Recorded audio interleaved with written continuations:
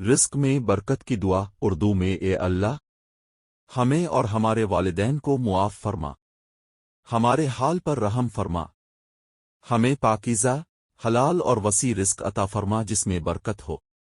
یا اللہ اپنے حلال رزق سے ہمیں کافی فرما اور حرام سے بچا لے، اپنے فضل و کرم سے ہمیں دوسروں کا محتاج نہ بنا، ہمیں اپنی نعمتوں پر شکر گزار بندہ بنا۔